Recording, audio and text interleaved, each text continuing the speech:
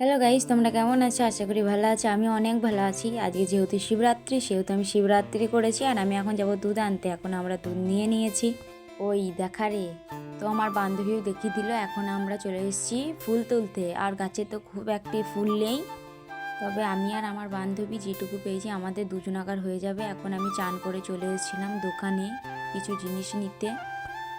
Guys, এখন আমাদেরকে দোকান দিচ্ছে। আর আমাদের আর গার্ডার কেনার ছিল, সেগুলো আমরা কিনলাম। আর এখানে আমি মেহেন্দি করেছি, সেটাই আমার কাকাতো বোনকে দেখাচ্ছিলাম।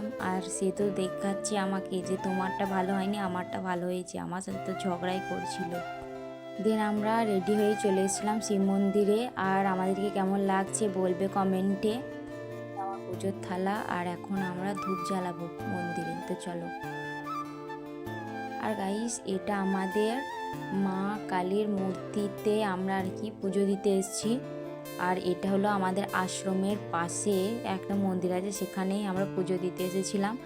আর মূর্তিটা কি ভয়ঙ্কর লাগছে, আমি ভাবছি কতক্ষণে যাব এখান থেকে। তো আমাদের ধূপ জ্বালানো হয়ে গেছে, আর এখন আমরা দুধ ঢালছি।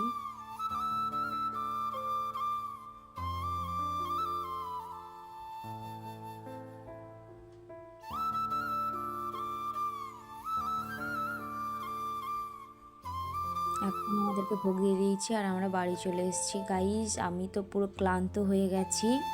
তো তারপরে আমি খেয়ে নিচ্ছিলাম, আর মা করে দিয়েছিল আমাকে লুচি। আর খেতে ভালো লাগছিল না, সেই জন্য রেখে দিয়েছিলাম। তো আমার ভিডিওটা এটুকুই, বাই।